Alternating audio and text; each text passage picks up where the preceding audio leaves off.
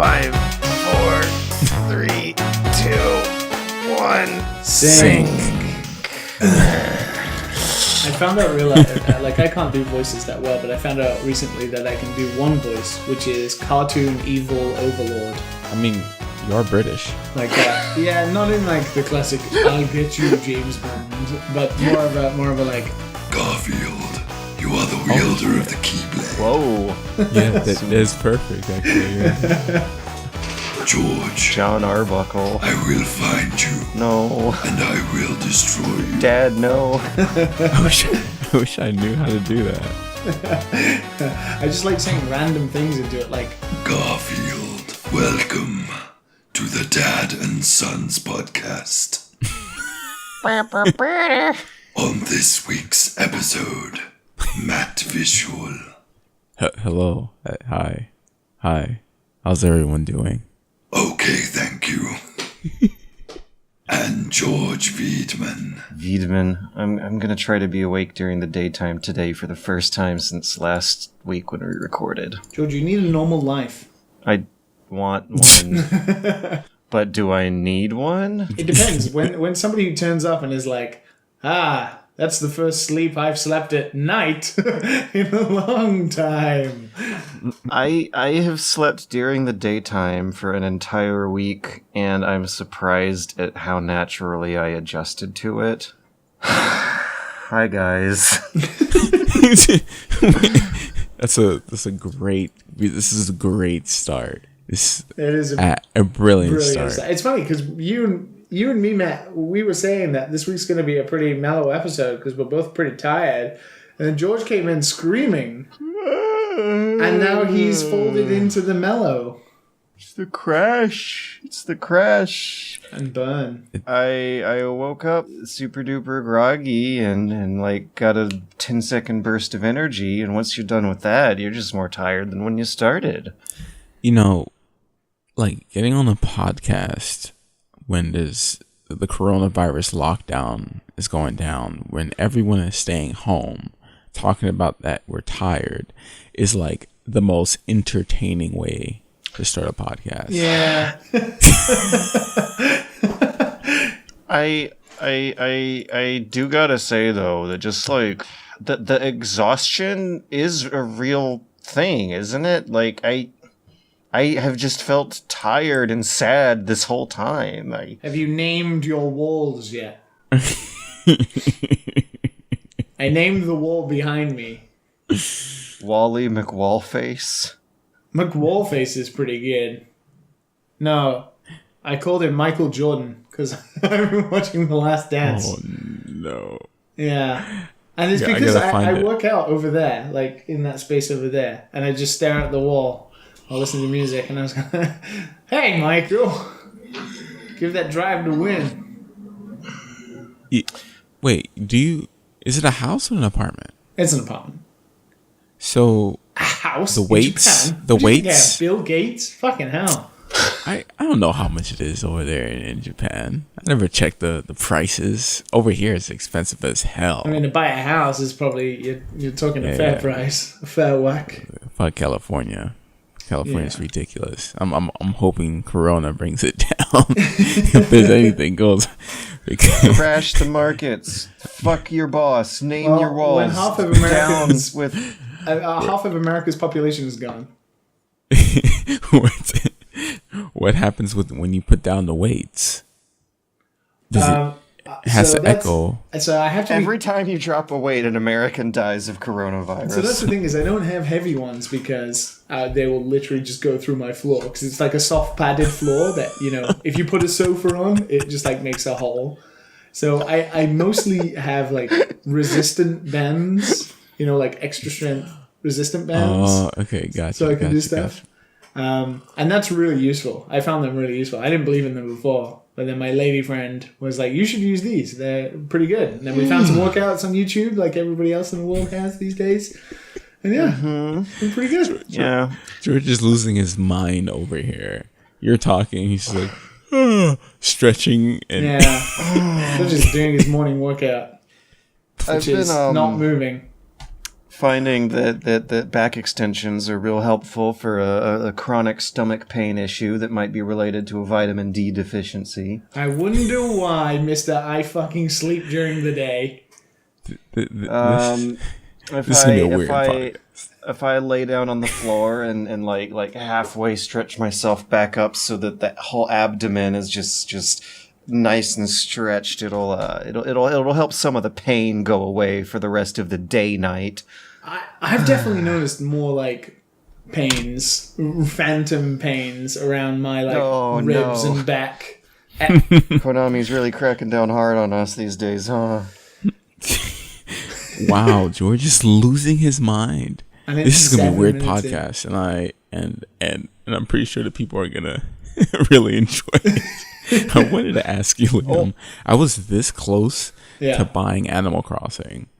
Like I was this close, and I know, and because I just know, in my mind, I just know I'm gonna want to play it. And Animal Crossing doesn't want to be played; it wants to be subscribed to. Yeah, that's a good point.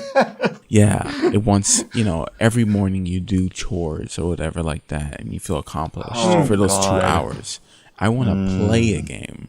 I don't want to stop and wait every day for something. And there's not much gameplay from what I've heard. That's just what you do. It's about decorating. It's about friends. It's about, Yeah. It takes time. It takes time. Is that what it is? Okay. Yeah. So, have you been playing much? I actually probably haven't played in about a week, actually. Okay. All right. Just want to make sure. But I think it's because I'd missed turnips for the first time. So I didn't necessarily have a reason to sign in, as you would say. Yeah. Go on, George. So, if you guys want to hear something extremely stupid about what it's like being George these days, don't we all? Then please allow me to explain about one very, very simple facet of my life with Animal Crossing, and that is that Turnip Lady shows up on Sundays before noon. You're supposed to log on Sundays before noon and get your turnips.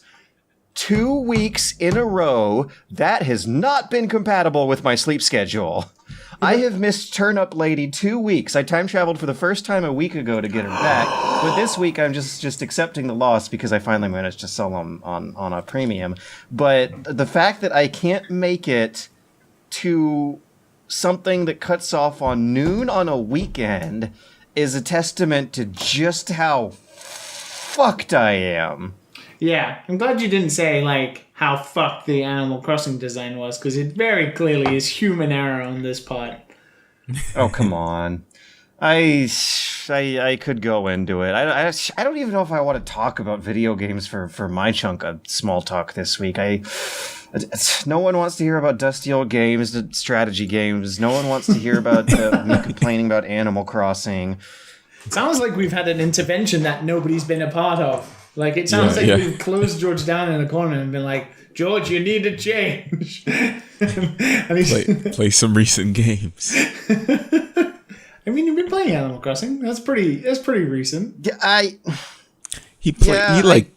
think he touches it. I get. That's what I'm saying. I wanted to get it just so I can have more bells in him and more stuff and send him a picture and be like, "Look, George, this is what I did in a day." I would be interested to see if it works out that way because past week I think I'm back at a part of the progression curve that feels kind of stagnating, and I have not been able. I haven't sat down with it for a long session because I don't feel good about doing that when it's been a long lull between videos. And I'm sure that's my problem, but now I'm back at a part where every session with this game is playing exactly the same, and I'm almost turning around the other way again. Remember how I felt about it during Bunny Week and how happy I was for Bunny Week to be over? Everybody was. I would have shot that bunny. The bunny did look weird from the photos I saw. Well, the thing is that bunny was not a real bunny. It was just some other creature in a bunny outfit. It could have been a human. It could have been an elephant. It could have been a llama.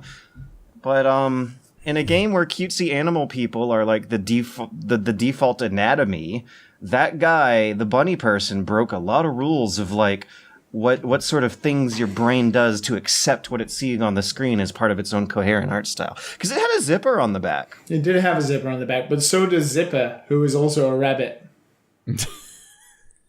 Wait a second, does that mean that they are like Is he called furries Zipper? in the game? No, Like, they're Hopkins. furry- Sorry, I don't know why I made up the name. His name's Hopkins. He's a blue rabbit, and he has a zipper, or he looks like So an inflatable doll or something. The dissonance comes from how they're furry animals who are dressing up in furry animal fursuits. I mean, last week we talked about frogs catching frogs. I'm pretty sure the Animal Crossing universe is broken. Am I high? We also talked about how Nintendo engineered the COVID virus to prop Tom Nook up as the shadow dictator. Oh, come on. You know Nintendo created the coronavirus. Come on. That's It was developed here in Kyoto. I know where the lab is. I'll show you. they're working with the lab. It's why Kyoto's protected. It's like Resident Evil. Like the mansion's like somewhere outside of Kyoto. It's like underground. What a mansion. What I a used to play mansion. fun Resident Evil. All those remakes. Still haven't played 3. Have any of us played 3? No. We all I don't loved think so. RE2. What the hell happened? Yeah, 2 is pretty good. And I don't like Resident Evil like that. 2 is pretty good. But I heard 3 was a little dumbed down. They dumbed down the Nemesis and stuff. I was just like, eh. Well, they kind of responded to feedback, right? And they were like, well, everybody was really annoyed with Mr. X, but then they went kind of But that the was other like- way. Man, make the game how it's supposed to be made. It's sold. Right? I will tell you what's been keeping me away from 3, and what won't keep me away from 3 for long is that 6-hour campaign. It's expensive. At that point, it's just a matter of like dollars. Like, I'll just wait for it to get cheap or whatnot, and I'm sure I'll enjoy it when it is. Because that was a damn good 20-minute demo. Am I stupid that I'm going to spend like $60 on Xenoblade Chronicles Definitive Edition when it comes out next week? No, that sounds like a lot better value What? than Resident Evil 3. But it's a The game that's boob already game? been out. The boob game? Not the boob game. wrong? That's 2. Wait, That's 2. One is not the Oh. boob game. One is the backslash. I see the okay. Monado's power. What is the drive for those games? What is it about? I don't know. It's a big, nice RPG. That I'll I get tried- 10 hours in and never finish, of course. What are you talking tried- about? Oh, okay. I was just about to bring up Dragon Quest. I was just Yeah, I wish I'd bought that. I don't know. oh, you yeah, never- Matt, you we play both played a MMOs. demo. Yeah, I only played the demo. And I really liked the demo. Man, I haven't played MMOs in so long. I miss it though. You played I the really main do. story. Oh, yeah, a week Oh ago. my god. Oh, I give it a Wait, try. actually, we talked about an MMO on the Discord this week. Which one was that one? I've played everything. I've dabbled in everything. Black Desert, but You are a I bit of a haven't gone connoisseur. deep. The last MMO I went deep in is Elder Scrolls, and that was a good game because it was like being single player. 20 hours in that game I played, and it went like that. It was pretty good. But then I went back to Final Fantasy, and then I spent 100 hours. It was better to me. Oh yeah. It's Final- anime. But yeah, Final Fantasy was good. I mean, I made up the Stormblood, and after that, I just couldn't handle the combat. That's just my wall. Is the combat. Everything else is pretty great. It was Star Wars, is what you're talking about, George. That's what I played. I did play Star Wars. No, that's not what I was talking about. Not what I was trying to get you to talk about. Oh, which one? Which MMO? A similarly controversial MMO based on a beloved classic franchise. Shit, what was that one? You probably played it for like 10 minutes and completely forgot because it didn't sound like you were impressed. And whenever I hear about this game, it sounds like no one's impressed. Which one? It sounds like your interest in it fell off 76 minutes ago or more. Not really an MMO, but yeah, I get it. You know what he's talking How about? do you not? Yeah. Todd Howard's Grand Adventure. See that stripped mountain quarry on the ground? You can go there. There's nobody. 76 minutes ago. Oh my god, Matt, I'm you're lost. killing me. You're I'm twisting lost. you're farting in my face. Wait, did you play it? Did you actually play it? Matt. Play what? Fallout 76. Oh my god. Finally, we get there. How could I have missed that? I played literally this, like- that just shows you how much I give a fuck about that game. That game is a pure trash. What was it? Like you know 30 how, hours ago? this is because I uninstalled it because I was just like after like literally 20 minutes. And so again, I understand, audience. I understand. 20 minutes is not enough to give a chance to a game, but let me tell you my experience.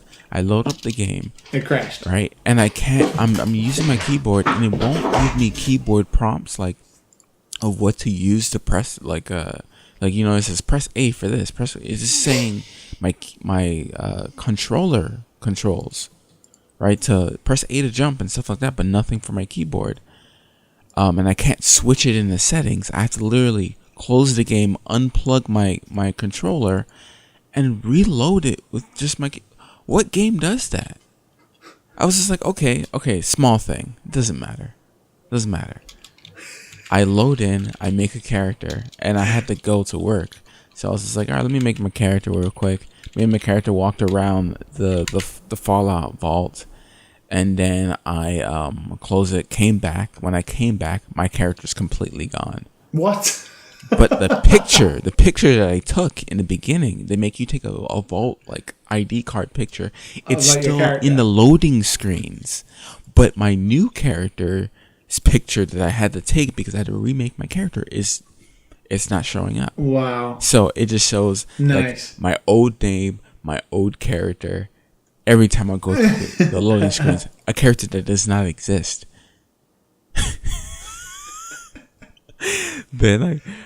Then I go and I walk really far for like this town that they made for Wastelands because I remember them being no NPCs. I remember watching a video about Wastelands and it's like, oh, they added NPCs and all this type of stuff. Yeah, they finally added it's just the like game. special. Yeah, like a special area. Yeah, exactly. Oh, so they finally released it, right? And the Out of early access. NPC, like the way they walk and glitch, like it's worse than Fallout 4. And when they talk to you, they don't look at you. So like imagine, well, no one can see the cams, but they're imagine like, Matt is staring at you. Imagine if a person is staring into your eyes like they're supposed to when they're talking like to you. with no soul. But then imagine all of a sudden they're blind and they're staring in a random direction. That's exactly what they do. And I'm like, what? And the conversation wasn't that interesting. And I just shut off mid-conversation. I was just like, this is not what I want to play. This is not what I want to waste my time. Into Sun. They should have never been added. Yeah, it's one of those things where you play a game and you're like, you know what? This is not worth my time. And Yes. it's not worth my Yes, time. I know that. Yeah. It's happened to me lately. And Fallout 76 was definitely like faster than the others. Let me tell you. It's not to say you can't enjoy a game like that if you just want to grind up some stuff. Because I heard it's pretty decent for that, but I'm just not in the mood. I'm not in the mood for trash right now. Sometimes I am, but not now. I thought you guys were going to play it together. Well, George is hard to play with. George, if I get to play with George lasts about an hour or two, and then that'll be the last time I play with him for that game. I mean, it doesn't help when he sleeps in the ethereal plane. So I just knew I wasn't going to play with him. As soon as I say this is a dumpster fire, he's not going to play it. He's not going to Can't do any multiplayer games till the weekend. It's so funny. Like, nobody can see, but imagine George melting into a puddle of his own shirts. We have to keep describing the cams. that is what happens. You can hear his melting. You ever just like rub your eyes and it hurts. Oh, it's like the A lot. second best thing in the world you can rub that at that moment. Oh, The worst is yeah. when you rub it and it still hurts, and you're like, "Shit, I've done something bad.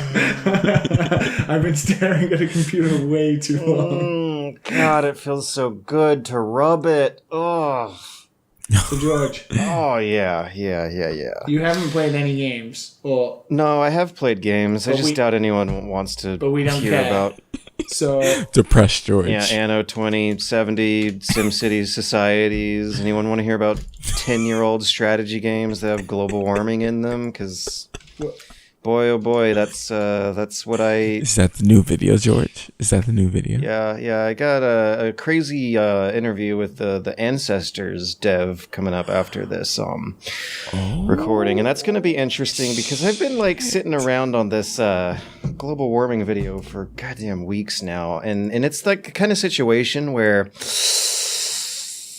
I'm noticing I'm way more excited for one of these two ideas than the other one. what would I rather do? Play old strategy games and talk about global warming, or interview a man who made a game about monkeys? I know which one I want to do.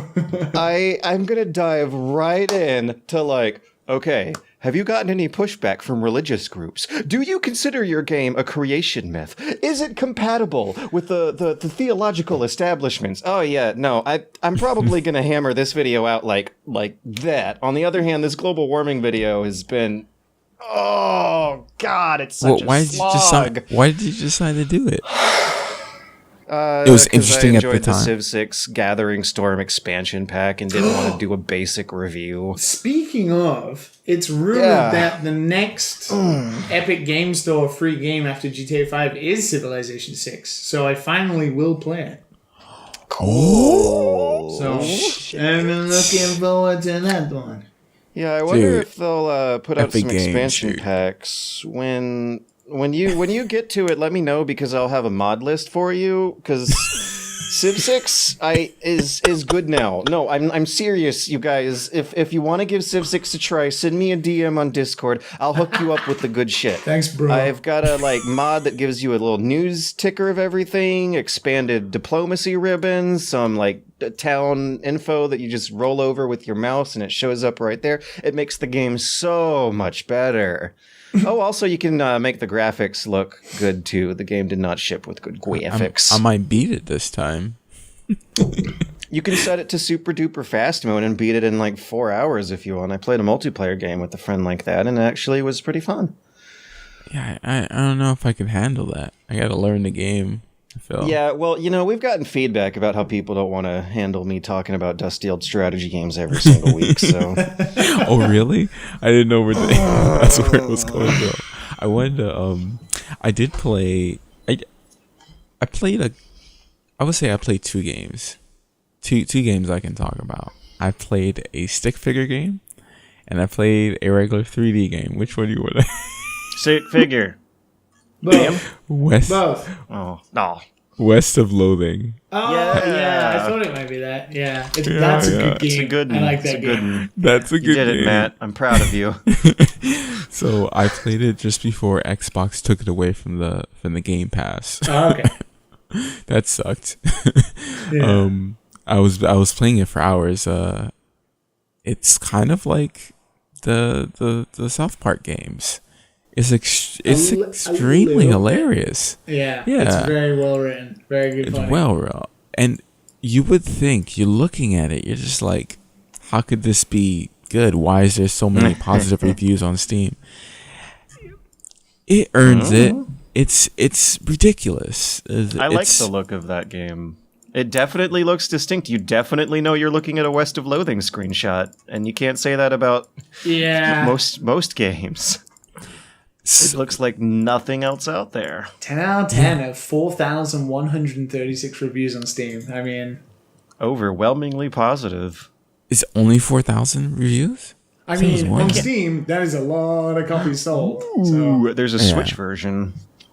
Yeah.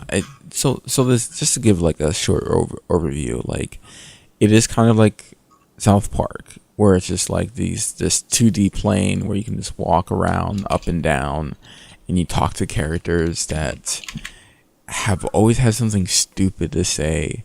The quests are not like fetch quests. They're kind of like fetch quests, but they're kind of not, because everything's just written a certain way that's just ridiculous. Jokes are everywhere, and I don't want to spoil that. And then for the combat, it's turn-based, but it doesn't feel like you're playing like Final Fantasy or anything like that. It's like I was a snake oiler. No, snake oil. A snake salesman? What did they call it? Snake oil, right? Isn't it snake oil? I think it's not snake oil, right? This doesn't sound right. You ever squeeze the oil out of snakes and then sell them to people? So I had this like briefcase full of snakes, yeah. And then, like one of my moves were to take out a snake and it would fight with me. And another one was like I will whip the snake and it'll poison.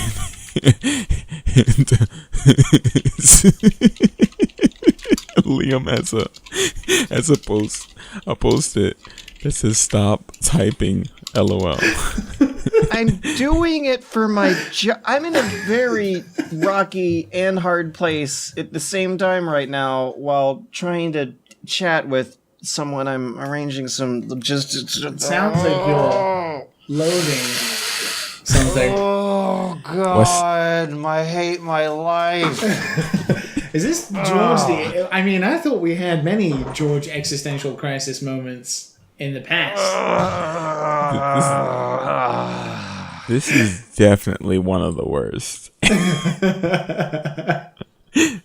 So I'm just gonna say something quick. Back to the Cowboys. Yeah. It's $11 on Steam. It's probably worth it.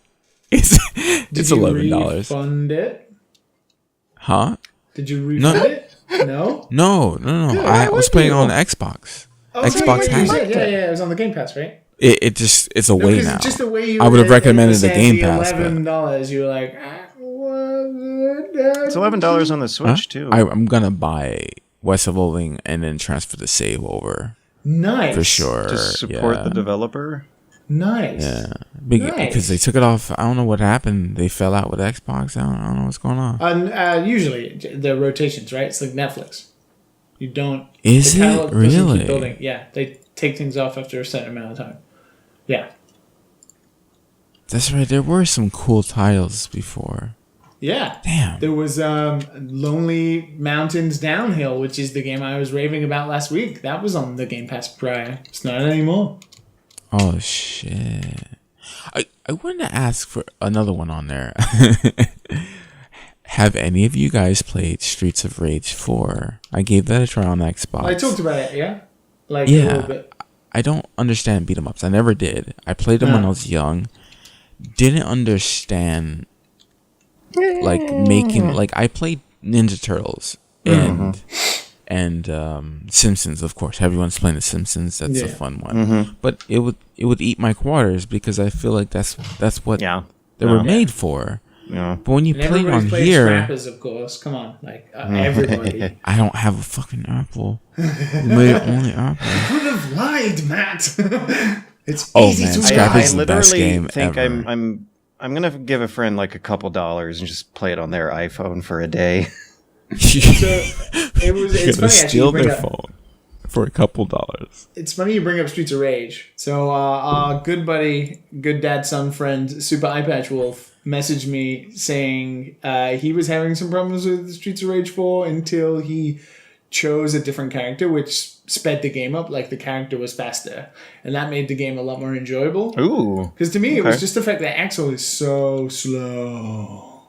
I don't know, there's something about it. Yeah, I tried the blonde girl, and then I Honey? ended up going back to the guitar girl. Yeah, she was named Honey, wasn't she? I think John was it Cherry or Honey? There's one of them as well that he said to play. Might be the guitar one. I was always the roller skate kid. I went back to the girl with the guitar because you can jump on their heads and then slam down like Terry. It's so good. Yeah, that's it's the best strategy because any other way, and these characters like having to measure the length of your attacks, and then they like especially like the second mission where that fucking cop is always tasing you no matter what. Yeah. Like some of those characters don't have reach, and it's just so frustrating to me. Those beat 'em ups are always, it's very interesting like to see with Streets of Rage how kind of they've pushed it more towards the fighting game crowd as well, because like some of the videos I've seen of like characters doing infinite loops on bosses and shit. I'm like, and then you can do wall bounces. I'm like, that doesn't seem like a beat 'em up, but I mean, it's pretty cool. It's a lot of the controls are extremely basic. That's crazy. I think it's like the cooldowns, right? You can manipulate the cooldowns if you do certain things. So, you know, you can keep doing the same attacks and then move in. There's a lot of context stuff, which is kind of cool. Like when you're next to characters, you can press like forward and X and you throw them or something. There's a lot of context sensitive stuff, which means that depending on what you're doing, bounce things off wall, move a bit forward, grab it, throw it, whatever, right? So there's some pretty crazy videos out there of people doing some cool stuff. That's one genre that I never got good at. Is fighting games. Never got good at. Wait, fighting games or beat 'em up games? Ooh, fighting games. Like just learning those combos. You got way more into it than I ever. Like you actually bought a fight stick and would practice back in the day when Street Fighter V came out. Because like I'm a like a jack of all trades type gamer. Like I can play decently on some level on mostly everything, but fighting games I feel like I'm just pure shit, and I wanted to get better at it. I played a lot of fighting games. Like there was a period where it was like my go-to for, I don't know, I think it was the revival of Street Fighter 4. Like that changed that's so when I bought much. And it like Evo was incredible, and that whole scene, because we don't really have video game scenes, but the fighting game scene very much is like a scene. I don't know if I even want to believe you, Matt, because you and I have had a blast playing fighting games many times in the past. Remember those Soul Calibur nights, George? Well, like, have you played someone who's like good? The look on his face. You weren't there for dive kick, Liam. I was not there for dive kick, but I and Matt that. We got heated. Among the very first games me and Matt ever played was like a 6 straight hour session of dive kick. The time flew by. Words were said. I don't think me and him have ever been as happy and energetic as we were. Yeah. It was good 4 or 5 years ago playing dive kick together the first few times. Less responsibilities back then. Less pressure. We lived across the street from each other too. Yeah. It was like second childhood. For people who don't know, we met each other at Publix. He took his mask off, and I did mine, and it was destiny from that day on. So romantic. Do you want to come play dive kick with me? That's how it worked. Yeah, and then the next day we were like jogging together. Oh yeah! Oh my god! I could totally jog now. I finally. Except you don't live across the street anymore. Yeah. You decided to move to California to get away from him. You're across the country. Oh my god! You're like, fuck it. I'm gonna make it just once a week. I have to talk to this guy, not 5 times a week.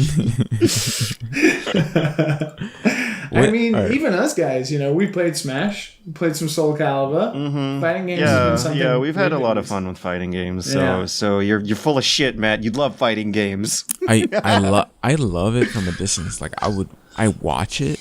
I love the scene, even though it gets a little ridiculous sometimes with some of the... Can I just say that, on this note, I am so excited for EVO this year because it's online, which means it's going to go so terribly wrong. Boy. It's going to be beautiful. It's going to be so beautiful. There will be no Smash. In its place is the My Little Pony fan game with, licensed original characters for copyright reasons. It's gonna Them's be fighting herds. People raging over bad internet connections and everything. It's gonna be so full of salt. So some online warriors. Some online warriors are gonna be. Oh my god! I can't wait. Hell yeah! I did not. Awesome. I did not even know this was happening. Yeah, they transitioned from the obviously cancelled physical event into online. Fair play. Oh, it's gonna suck. watching But this. I imagine it'll be great to watch. So if you thought the race car drivers were getting extra spicy and dramatic for their netcode complaints, wait till the FGC has to start dealing with it. People might be cheating. You think someone might flip a lag switch on? I mean, there's probably going to be some sort of controlled environment for people. I don't know whether I don't know how. they have to have certain stipulations. They have to do speed tests or something to be able to compete. What if People are What going if to cheat. someone is using like a turbo controller and does it just a little bit enough to where no one notices? This is gonna be amazing, you guys. Yeah, it's gonna be good. Something's gonna happen for sure. Yeah, because they're probably going to have a cam on them as well. Yeah. Oh, maybe and that's how gonna they'll check hog for your it. bandwidth, right? It's Like the race car drivers. There's so many things that could go wrong. Oh, so absolutely. many. Absolutely. So on that note, I thought it might be a little more interesting for me to just talk about some chaotic internet shit going on because of the virus for a chunk of small talk this week. Are you guys familiar with the great AP testing saga of 2020? The college placement exams for older teenagers and young adults in the United States of America? No. So this year, because of the coronavirus, the college AP placement exams are all happening online. And one of the strategies that the company who distributes the test devised as an anti-cheating measure was to create a honeypot subreddit in which all the cheaters were supposed to get attracted to that certain subreddit and then post some sort of screenshot or something that'll either reveal their identity or help them deduce methods by which people are cheating. But the teenagers very quickly found out that one of the mods was a paid company employee pretending to be a fellow teenager, and this resulted in the board getting completely spammed with hentai for days on end. Oh, that's So so if good. you go to reddit.com/our AP exams 2020 or whatever it's called, you will see only two kinds of posts: criticism towards this one moderator in particular and how much of a big dumb idiot he must be, and hentai. And every now and then will be like a meme that just reminds you of how much wittier and snappier and crueler the teenagers are than the rest of us. One of which is like TikTok girls exchanging OnlyFans subs for getting the nerdy kids to help them cheat on the exam.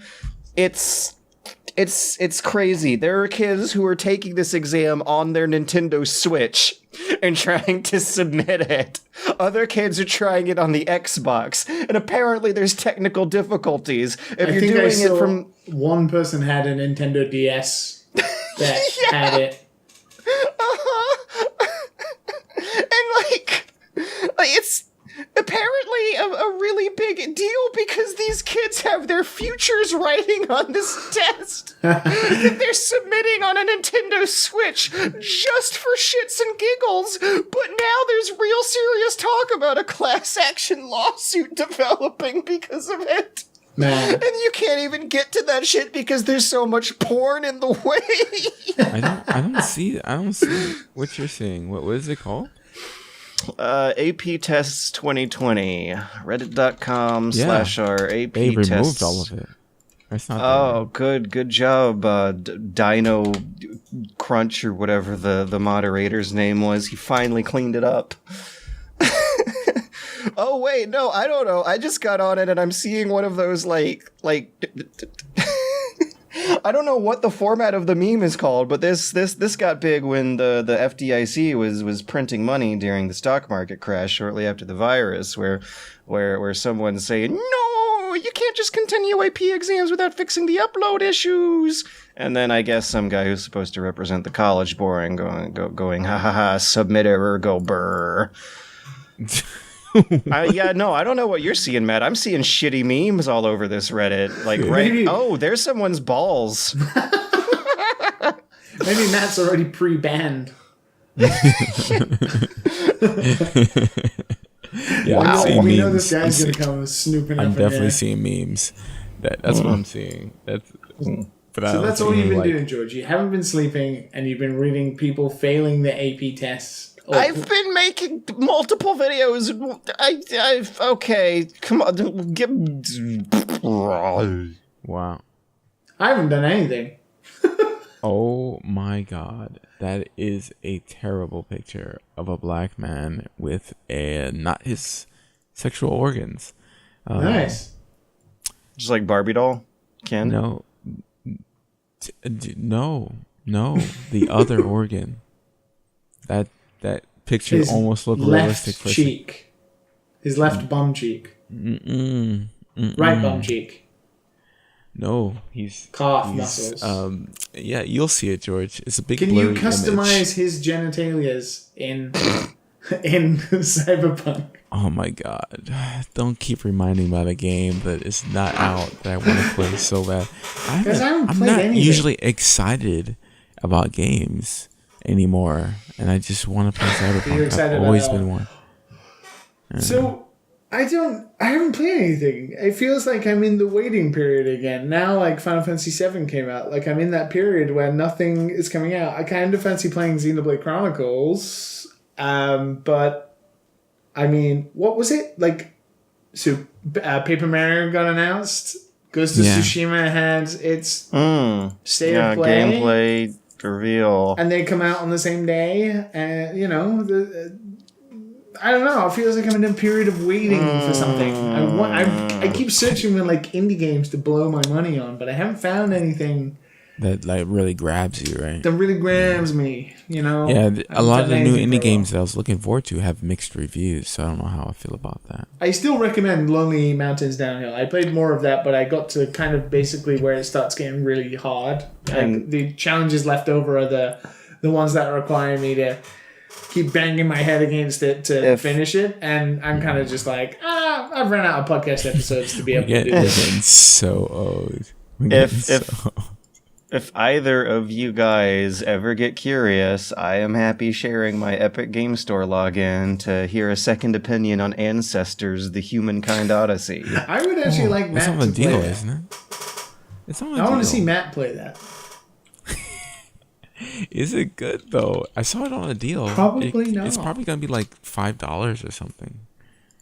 It's Right? going to be It's one still of those going on. things where, you know, we'll play it, we'll see it, it'll be all right, but George will make a 30-minute video on why it's a $20. masterpiece. If people don't know, if we haven't mentioned this enough, download Epic Game Store. I don't care if you don't want another launcher. Get the free games. I like GTA how is the whole free. narrative is Like, flipped in that regard. Oh yeah, Like- public opinion is changing on that. Yeah, of course. Remember 'cause the it's Ooblets free. thing, like fucking last year or whatever it was? Holy shit. Yeah, they're doing GTA 5 and partial refunds. Like they're really stepping it up a notch. $10 voucher as well, like if you buy like for games over $14 or whatever. That's It's $10 amazing. voucher and it's 70% off a lot of games on there. I've kinda wanna play played Control. way too many of them, so it's kind of useless for me. The Jackbox games, I play the Jackbox games a lot with my friends, so but That's they what already I have all nearly of them. bought. I nearly bought the Jackbox Yeah. packs, but I don't have anybody to play them with right now. Yeah, like that's like the only thing we have left.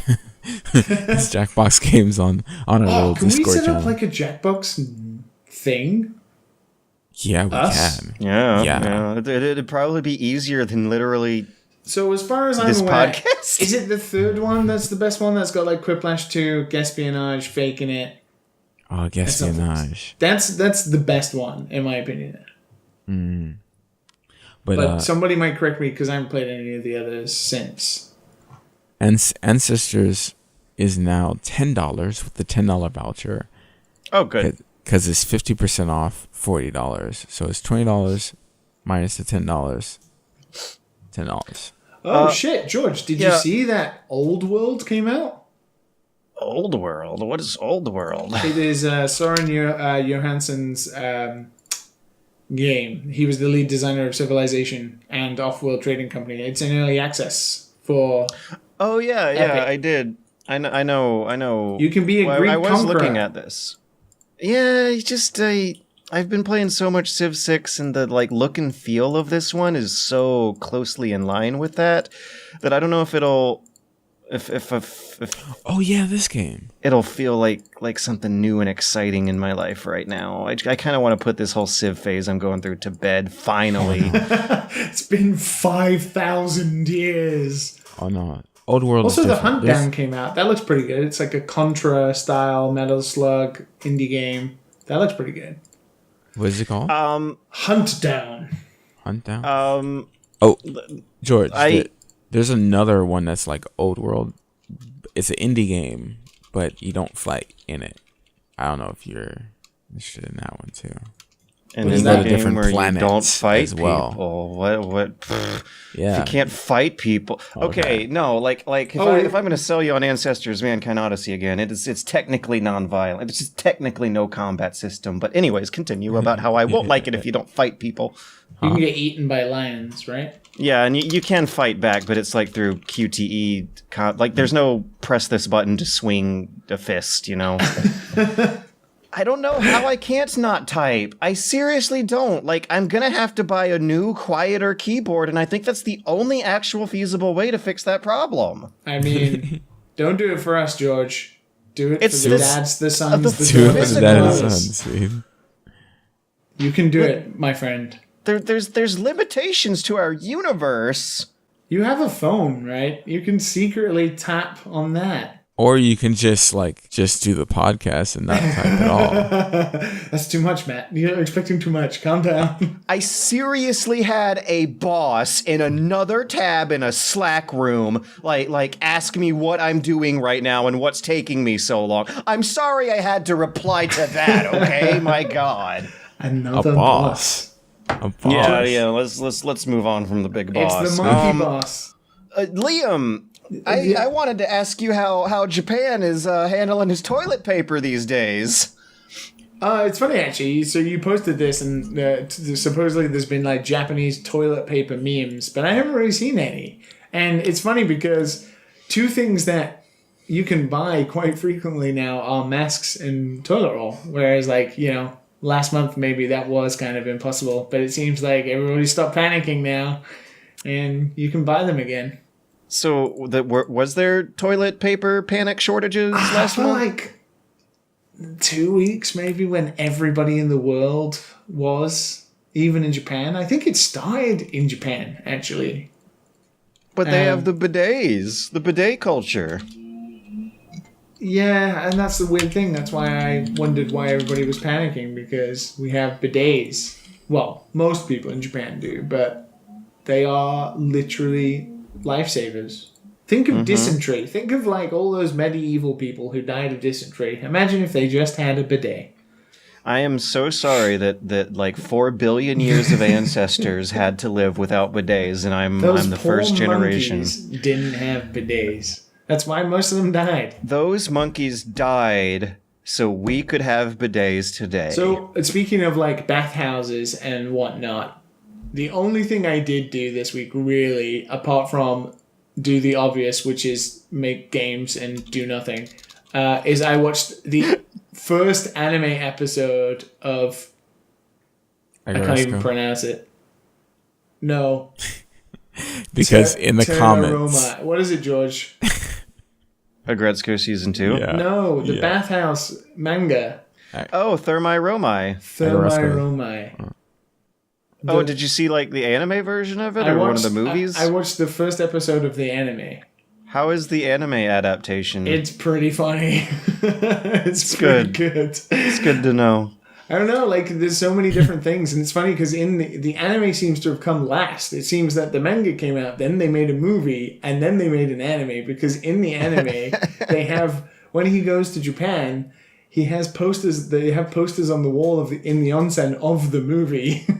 Oh, so it's in-game advertising. Yeah, it's super meta, but it's really funny, and I actually really enjoyed it. I haven't watched the second or third episode yet because it's only 3 episodes long. It was like a special or something, but it was pretty funny. You got one right. Oh, thanks. Did they have him speaking Latin in some of the scenes? No, he was very Japanese. Yeah, I was wondering. When he goes to Japan and they're like, "Yo, gakokuji wa nani o shimasu ka desu ka?" And then he's like, "Oh, flat-faced fools," but in like very clear Japanese. I was wondering how they would transition some of those gags over, because in the manga, he speaks Latin in a Times New Roman font that looks different, and there's also so much visual stuff going on. Like in the Japan scenes, like the author will make a point out of making sure he is drawn differently from the Japanese characters. But while he's in Rome, when in Rome, he looks like more like a basic anime character, but in Japan he looks like a statue. No, he looks the same in both. He's like a chiseled Roman looking character with blonde hair. He just looks like any Roman character you can think of.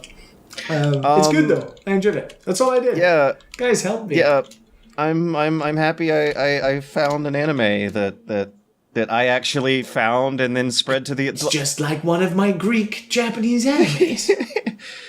In the movie version, they filmed that on some of the sets from the HBO Rome show, which sounds like a ridiculous amount of overproduction.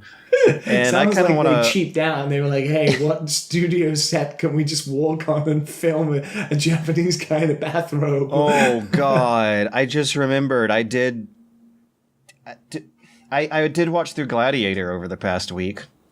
Oh, it took me 3 days. I watched an hour a day. That's because it's like you said to me and Matt, you were watching Gladiator and you were like, why is it so long? And both me and Matt were like, what the fuck are you talking about? Yeah, it's not that long. And then we found out you were watching like the extended director's Super Bonanza.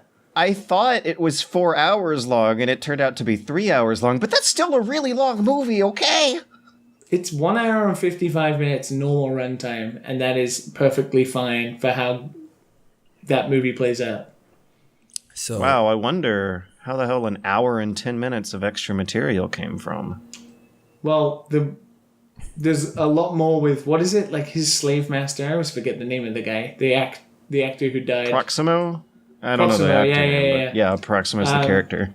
There's a lot more with him, supposedly, that got cut, because he died, I think. And apparently some cool scenes of ancestor worship, which I guess is something that's cool that Japan also does, that ancient Rome did. Cool for you. Yeah.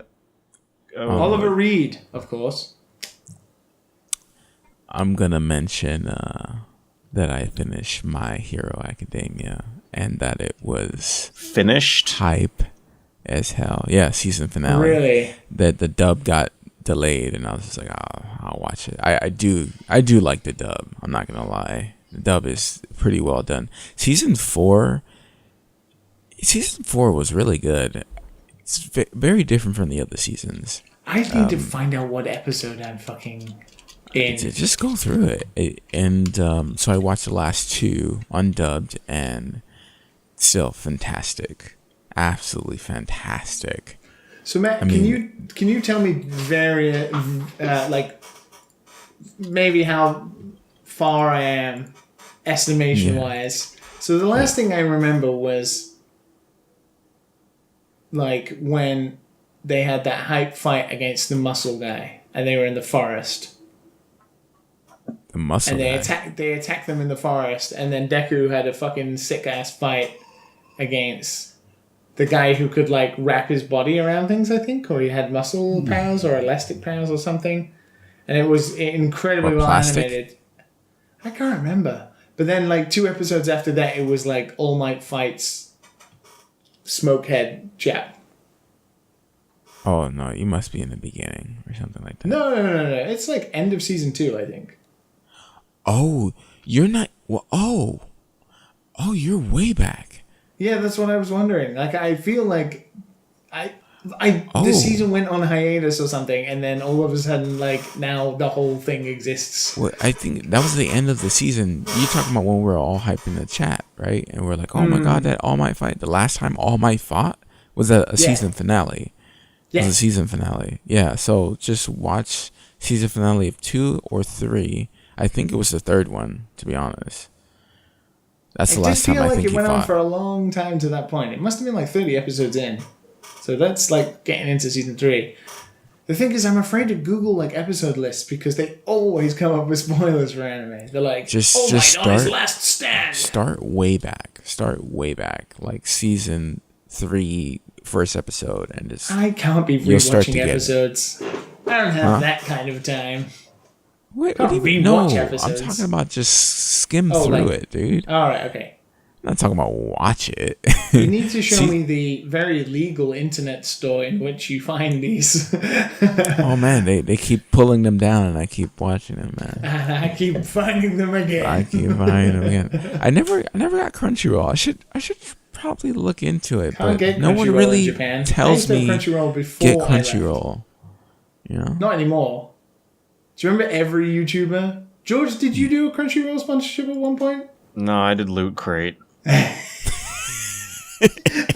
bottom of the barrel. Does Loot Crate exist anymore? No, I think they've ended. No one would survive plastic anymore, especially during if they haven't ended, they definitely ended now. Let me tell you. Get your Geek Crate I have some bad news for you guys. Loot Crate still exists. Ah, shit. There's no way people are buying that right now. There's no way. Shoo, yeah. It definitely sounds more expensive than it did before the world economy collapsed anyways. When it's just going to end, man. I want to go back to the gym. It is. It's on its way out. Restrictions are being lifted. The curve is flattening. But how smart is that? But I know. I'm on both ends here. I want to go out because I'm tired of being stuck home, but I'm also just like terrified. I don't want to get sick. Yeah. I have the luxury of waiting this out till numbers are lower or a vaccine is out. But I do sympathize. I thought I did too, but it seems things are changing over here and plans are being made in which I will have to go back soon enough. Go back? Like back to the office. Oh, I thought you meant your home country. No, fuck no. The UK's an absolute fucking Mad Max war zone. I ain't going anywhere near that shit. Jesus. Mad Max war zone. What? Yeah. It's like the Wild West. Boris Johnson got coronavirus. Boris Johnson got it. No one's safe. Yeah, he nearly died from it as well. Hopefully, you would think they would put some perspective into the man, but it didn't seem to do that. Japan's apparently handling it okay. You got the mess, you got the island. Once you close travel off, you're secure. You know, we all learned that when playing Plague Inc. in Madagascar's. I miss karaoke. I love Plague Inc. I played that when I was years ago, man. Supposedly they changed it and they added microtransactions. Oh yeah, I bet they did a lot with that game throughout the past few months. Like, didn't they re-engineer like an educational version for the coronavirus pandemic? Well, it was because everybody was using it, right? And they had to put out a statement being like, this is not a correct model of what the coronavirus will do to the planet. And yet, everybody's model was the same thing as what happened, which was it took over the world. They did a big charity drive. I think they were like gave it away for free for a while. I'm trying to look up if they did make like a more serious educational version for the news. Oh, they made a new version where you destroy the virus. Oh my god. That game has been around for so long. Liberals. What a way to capitalize on a tragedy though, you know? Like I can't criticize them for it. Like, it's actually probably really useful to have something like that going through people's heads when trying to envision how plagues spread in this time. Which is kind of sort of the... Is this a plague? Yeah, technically. Doesn't that feel weird, though? It does feel weird. Like, this is something that happens in history. We are not used to feeling this fear in the modern world. The fear of the plague. The fear of the world stopping. It does make me laugh. I was actually thinking about it. Like, I was kind of thinking about the juxtaposition of how luxurious our lives are. You might not be able to buy a toilet roll, but you damn be able to stream on Twitch. While trying to survive a plague. You can't eat and you're starving, but damn, you'll be able to stream on Twitch. Speaking of doing weird things to like adjust typing. to more. Oh my fucking god! Well, now I'm making a timestamp, which is really important. A type stamp. You need to get a red MX keyboard, man. Okay. Well, one of those things, Okay. you know, for people who like bite their nails when they put like the polish on it that tastes disgusting to stop them from doing it. You could put like mini nails on your keyboard. So every time you tap on the keyboard, all we hear is like, ow, ow, ow. Oh, that would be worse. But highly entertaining. Okay, I remember some people requesting that we talk about music occasionally on this podcast, right? Whoa. George, did you listen to a music? I listened to a music song over this whole week. I have had the hit James Maynard Keenan solo project Pucsifer single Apocalyptical playing on loop almost the whole entire week. I cannot get that song out of my head. I made a birthday video for my stepbrother with that song in the background and me dancing against a green screen. I'll show you guys after the recording. Stepbrother. But yeah, I want to see that so you guys don't know, we're all familiar with Tool, right? Yes, of course. The dark souls of prog rock. Apparently you need to make your own music before you can really appreciate Tool, and then you'll be able to understand how, oh my god, they had multiple instruments progress across Da Vinci's Fibonacci curve for an entire 4-minute long album. And every fucking time I listen to Tool, it sounds like such. Don't you be fucking dissing God, Tool. I'm gonna piss people off. Yeah, don't you be dissing Tool. Jesus Christ. Well, I'm sure that when I've ever, make music of my own, I'll really get into Tool. But whenever I've tried to get into Tool in the past, it hasn't happened because it to my untrained, shitty ears that have no taste in music whatsoever, it sounds a lot like a lot of other thrashy, angry white boy metal from the early 2000s. Yeah, but maybe it might be the case where Tool popularized that stuff, and it's a Seinfeld was always funny sort of situation. That is so odd. Like, Tool are the contrary to that. It's very strange. Have you listened to A Perfect Circle before? No, I haven't gone all the way through a Tool album. I'm just no, that's not a Tool album. Individual. That's another Tool see, that's how little I know. Band. You should listen to A Perfect Circle, The Outsider. That's a good song. But I fucking love Pucsifer. When I was bicycling across the country, I kept all the Pucsifer albums that existed at the time out on my MP3 player and have them burned into my memory from that time. And this one that just came out is yeah, I don't want to say, oh my god, it's fantastic, because it's just a really basic, catchy beat, but I love everything about it. I love how rubbery and lo-fi it is. I love how much more fun it seems like he's clearly having with this stuff compared to Tool. I love how the music video looks like it all could have been made remotely, it's all drone footage and green screen tricks, and really crappy green screen at that, with really crappy costumes, but it works so well. He just puts on an Agent Smith costume with lipstick, and for some reason the lipstick makes it look like this amazing sarcastic statement about smirking at the stupidity of YouTube comments that are directly underneath it about how James Maynard Keenan might be a red-pilled coronavirus 5G truther, when the whole entire lyrics of the song is literally them repeating, "Go on, moron, ignore the evidence," over and over again. I love this shit. He's a bit of a contradiction to his own self, his old James. I'm not been the wondering best. about that. I listened to some interviews about this single and the album coming up, and it sounded like he was deliberately trying to avoid anything that sounded too political. But for whatever Rorschach test pop culture is in American media these days, like this absolutely strikes me as the lyrics being about conservative YouTube commenters. Maybe you're just hearing what you want to hear. Well, that's the thing, right? Have you guys seen the video Donald Trump tweeted of all the protesters like harassing a reporter trying to cover a protest? Yeah, And how, I did see that. depending on your persuasion, you see an entirely different image. And it's Did you really see it scary. as Fight for America? That video is terrifying. That video makes me afraid of you, people. American. It's a terrifying video.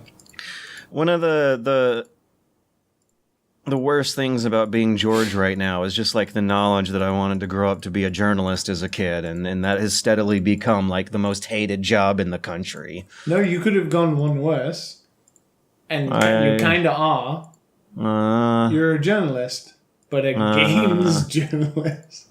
I'd so much rather be a game journalist than have to deal with the incredible amounts of way more bullshit that real political reporters have to deal with right now.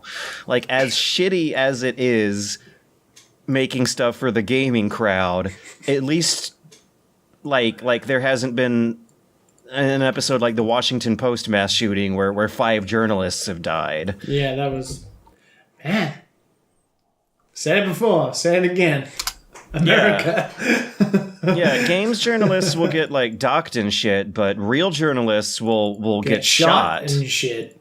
Yeah, like whether they're covering wars in foreign countries or not, like you are really putting yourself in the crosshairs when you speak truth to power and let the information they don't want you to know come out to the people. I might do it when I'm older, I'm sure, whatever, but right now I'll steer away for a few years. You're gonna make videos about monkeys. Gonna make videos about the monkey evolution game. That's the spiciest. Yeah, global warming and evolution and God, that's what I'm tackling this week. And the one that you want to make, though, is the monkey one. Absolutely. At least you're honest. George. Mm-hmm. I played Dark Souls. Okay. It's good. Which one? The third one. Which Souls? Dark Souls 3? There's some good mods out for it now. Did you play it vanilla or check out those mod scenes? I didn't even know there were mods that I should be looking at. Yeah, after you get used to it, give it a look. See if there's anything you'd like. I'd be interested to hear what it's like these days. I really like that game. But yeah, no, Dark Souls 3 is a good fun time. How you holding up? I thought it was at first. I thought it was pretty easy. I was just like, yeah, and then and then then people started jumping from like random spots behind boxes. And I was just like, "Oh, you fuckers!" It's like this is the way it is. This is the way. How many bosses have you fought? I just started playing. I beat the second. I think it's the second boss. The one that gives you frostbite. It took me a couple tries. I had to come back. Kick his ass. But he's pretty easy once you get like he's gonna like you avoid the slam down. Yeah. As soon as he doesn't stun you down, you're good. Man, Dark Souls is interesting. Like, I feel like I can't play that game unless I know what I'm supposed to be putting my points into. I feel like it would be. Yeah. I mean, it's like anything, right? It's like you. Yeah. I think with these games, what I like about these games is it's more specialist, right? You can feel it. Like if you put all your points into magic, you're gonna fucking feel that magic working, and you'll be absolutely shit at everything else. Put all your power into strength, you'll fucking roll like a slow ass fucking tank, but you'll hit hard like a tank, I guess. it definitely feels like your points matter. So just go with whatever your flavor is, right? If you want to be fast, I'm putting it into health and endurance right now. then yeah, you'll be Because, like kind of a tank then. Yeah. I remember Dark Souls 3 being one of the more like adaptive, open-ended leveling systems among the series. It had a lot to learn. I don't know how you guys feel like if you played the other games, but Dark Souls 3 definitely feels like a greatest hits album. That's how it feels. It's like it's not quite original. I'm okay with that but because I didn't finish the other ones. yeah, that's the thing, right? It's not quite original and as maybe as janky as like when you first fell in love with it, but Yeah. this is polished. It's like, these guys in their 40s now, they're pretty good. Good album. Yeah, pretty good. Yeah. I played Demon Souls, and that's the only one I finished. I still have Demon Souls 2 that I went like 10 hours in and always stopped. I just lost interest every 10 hours in every time. Yeah.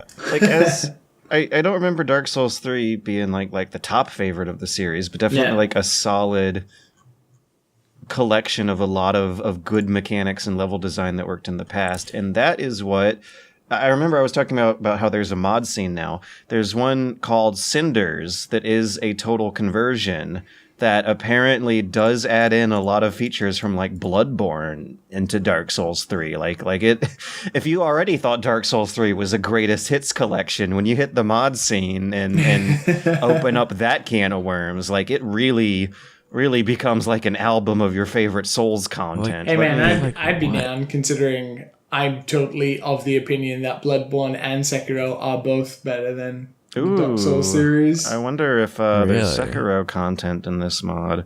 But I'm looking at a screenshot where a guy's holding a lightsaber, so who knows where we're gonna go with this thing. Hell yeah. I see. That's why I'm playing it. Is the weapons. That's the only reason why I'm playing 3. I had a good halberd, as I remember. That was a halberd boy. Yeah, it's like I see the weapons, the scythe, the twin swords. I see all these weapons that I've watched on videos over the years, and I'm like, I'm gonna try some of these weapons out. Dude, this looks different from the Dark Souls I remember, where it's just like, sword and board.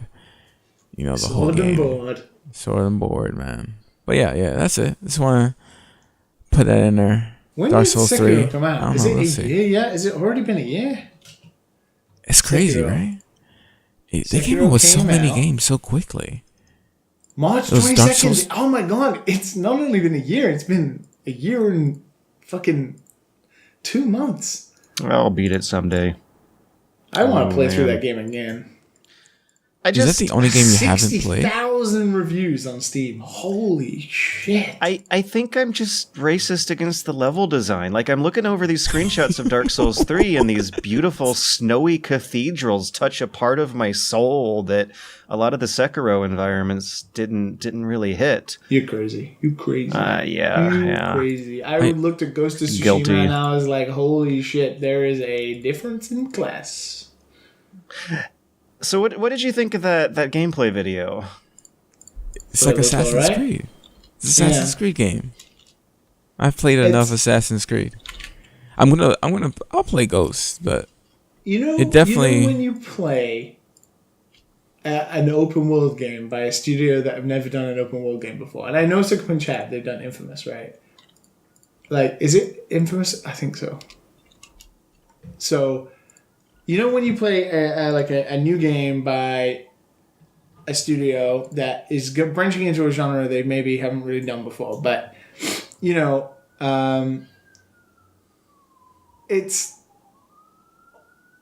doesn't have the same like bells and whistles of all of the open world games that you've played in recent times. So it always feels like something's missing. So holy shit! The cops. For you, Judge. Whoa. That's a lot of... Don't mind me, guys. I don't know. It feels like if you were to play an Assassin's Creed or the latest Assassin's Creed or The Witcher or something, and then go and play Ghost of Tsushima, it might have like more originality on top of it, but you're gonna feel like, oh, I know about open world games, and then you're gonna be like, oh, why is this missing? It does feel like the gust of wind thing for like pointers and stuff. I felt was like, oh, it's kind of a neat idea, and then I looked at it visually, and I was like, man, just throw that shit out. Just fucking have a waypoint, because you're trying to do the same thing, but visually it's harder to see. So you're sacrificing readability of the game for artistic value. And when somebody's going to be following these waypoint markers for like fucking 30 hours or whatever, it's just frustrating. Just get rid of it. Either have it or don't have it, like, and make it as easy for players to see. Like, even if the wind was a slightly different color or something like that, it felt odd. I don't know. Yeah, they're trying to encourage exploration, I think. You know, for you to look what's going on instead of just focusing on just like a little point on the map or, you know, in front of you. Because like I don't have anything on the HUD, right? Yeah, did you not feel right? Like, not only that, but when they were going through like the environment, nothing stood out. Like it felt like a blank canvas of flowers and trees. It looked good. That's what it was. It just looked good. But it didn't feel like, let's say, I don't want to say memorable because it's not even out, but you know, like a thing, right? Like a place. It didn't feel like that. It felt like you were a flower patch and you were riding. And I like the flower patches. That's the best part about it, because it reminds me every time I see a flower patch, it reminds me of Metal Gear Solid 3. That is pretty cool. Yeah, Metal Gear Solid 3. Oh my god. Yeah. Oh my god. I should go back and play a game like that. Now, that I would enjoy. Sure. Huh? I'm gonna play this game in black and white, I think. Oh yeah. There was an argument in my Discord over the black and white mode. Oh no. Don't bring it up here because I'm gonna have opinions. Should it be black and white, Matt, or should it not? No.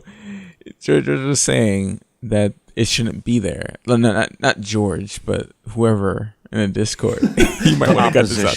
George's Discord. George's Discord. Which doesn't make any sense. It's optional. It's optional. Flick it on and off for a screenshot. You can do this with SweetFX. Like it's nothing. It probably didn't even. It probably doesn't even change any gameplay or nothing. Just a black and white. There were complaints about like the contrast levels not being in the right place. In which case, plug an E and B in, and you're good. The thing is, when you're complaining about a filter in a game that hasn't been out yet, or just a game in general, I mean, come on, man. There's other stuff in the world. There's come on, man. Not just shouting our whole podcast. Go, like do something. I do feel like when it gets to that point, it is pedantic. It's an optional filter. It's not even an artistic vision choice where they turned around and were like, "Hey, we decided to put the whole game in black and white." Even if it's not a good black and white mode, then it's still going to be the easiest thing in the world to just ignore and forget about and never even use. Go ahead. Yeah. And even then, I'm still looking at it from the perspective of a YouTuber. Like, oh yeah, maybe I could like use that for some B-roll or something. Like for my purposes, it definitely benefits. Even if I don't like the game, I can still use that for B-roll of making a pretty Japan scene for some other video I need to make. Yeah. I get it. I'm on a podcast. I talk smack sometimes. I'm on here for fun, but like, I don't know. Spending your time on a Discord talking about black and white filter. When you told me that, I was just like, okay, George, that's interesting. We just lost 2 listeners. Yeah. If you're gonna, I mean, listen, bro. If you're listening to this, man, no, man, come on, man. There's other important things, man. I know it's a bro, man. It's a pandemic. There's a plague happening right now. You remind me of the Michael Jordan meme. Stop. Don't do it. No, I like the fuck them kids. Yeah, that's more important. I call 911 about this every day. Fucking hell, we've been doing this for an hour and 20 minutes. How are we here? What's next on the list? Was that news? We're in news? What happened? Technically, we just shifted right in. You guys want to talk about the real big news of the week? Paper Mario, the Origami King? Hell yeah. It looks Last fine. of Us looks loses legal fine. fight. No, wait, did that? I don't think. What? I'm just reading from a random thing I see in a recommended YouTube video. Paper Mario looks fun. Yeah, it does. I mean, the battle system looks unique, whether that's a good thing or not yet. But the art looks amazing, and the writing looked pretty good too, which is classic Paper Mario. Needs partners though. Needs partners back. But yeah, no, I don't know what you guys would consider to be the biggest news story this week, because it was a big news week. But I was really interested in a lot of what was shown and a lot of the discourse that developed out of the UE5 Tech demo on PS5 video. Before we jump into both of these things, considering they're both related to the same guy, we make fun of him, but big respect to old Keeley. Big respect to Keeley for getting off his ass and single-handedly saving the summer for the games industry. I'm just organizing a huge, massive thing for all of the summer, and it's still having some sort of excitement via game announcements. Respect. I did not know this had anything to do with Jeff Keighley at all. Well, both of these things, Tony Hawk's Pro Skater and the UE5 thing, were both announced on Jeff Keighley's Summer Festival. And streams. the way I interacted with that news is going straight into the YouTube videos. I did not. That's news to me. I did not know that they were. Keighley's got they all were a those part of the Keighley thing. World exclusive. Oh my god. Okay. Anyways, UE5 Tech demo, running on the PlayStation 5 to show off what some next gen graphics are supposed to look like. It's I think a little unfortunate that the tech demo looks like a very conventional Tomb Raider. Oh wait, then they switch on a wireframe mode and polygons are as small as pixels. Yeah, it is interesting. Matt, did you see it? Oh yeah, of course, absolutely. Yeah, absolutely. Of course, looks fantastic.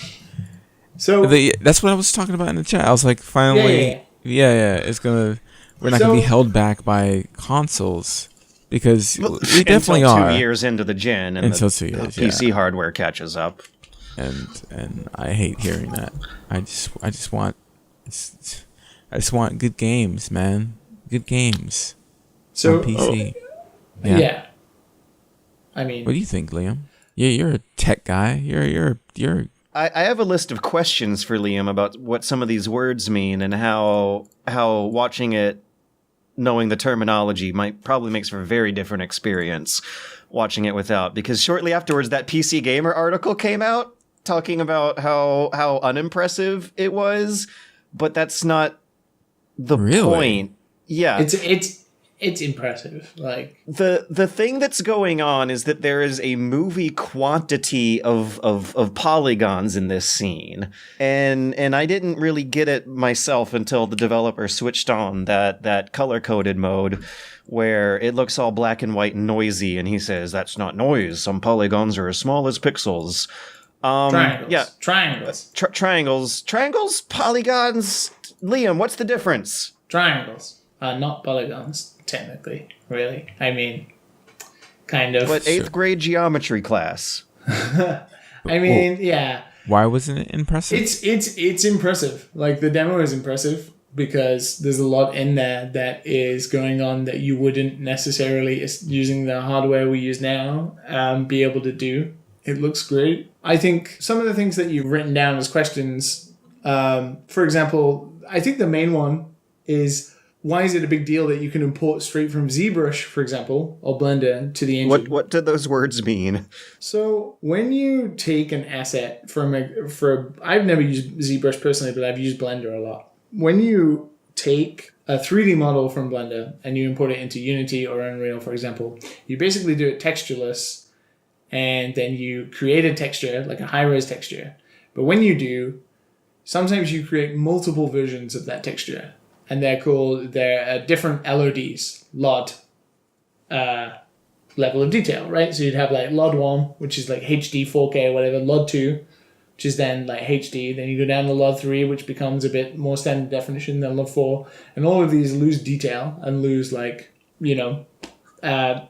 crispness or whatever. I don't know. Like the further away you are, the more things look worse in video games, for example. So the idea with this is that would be kind of a thing of the past. And you would just import straight from like ZBrush these huge, massive models. Like the more triangles you have, the more it has to render, the more processing power it takes, etc., etc. It's pretty straightforward in that regard. So just imagine you're taking like the most unoptimized, the biggest, most detailed thing that is like 8K textures of the tiniest details, and then you're importing it straight into the engine and it just works. That's crazy, because right now our pipelines for making games requires you to do a lot more to be able to have high-res stuff in engine. You need to import it, you need to lower the triangle count, subdivisions and whatnot, and you need to then create multiple texture packs depending on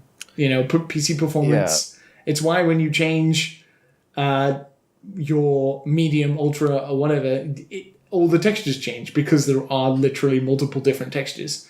Now, if I have a console that just runs straight up 8K textures, uncompressed or whatever, that's for game studios, that's pretty incredible, right? He refers to them as the cinematic assets, and the thing is that to the untrained eye, you might not really notice that much of a difference. The thing going on is that it's going to save the developers a shitload of time behind the scenes. I would disagree. I think if you look at the statue in that UE demo, that is the most impressive thing. If you look at that statue and you you were passing by or something, that would be like easily in a Pixar movie or something like that. It's insane. You notice the difference, because have you played some of these games textures? If you look closely, they're not that detailed. They're not that good. Yeah, I just don't look too deeply because it just breaks my immersion. Well, the thing with the diminishing returns is that once you make the slightly lower poly version of the cinematic assets, you can still have bump mapping tricks that make it look like every single little bump still has that depth to it. Yeah, but imagine if you could just make models that have the bump mapping on it. You don't have to fake it. Yeah, it cuts out the step. Right? But that's also why I think a lot of what was shown in this tech demo went over a lot of people's heads. They don't even know that step is there. Yeah, exactly. I mean, this is a UE5 tech demo. It's not. I mean, it works both ways. It gets people excited about next gen who are potentially going to buy it because it looks pretty good, but it's predominantly a tech demo for people who work in tech in video games, and it kind of does both.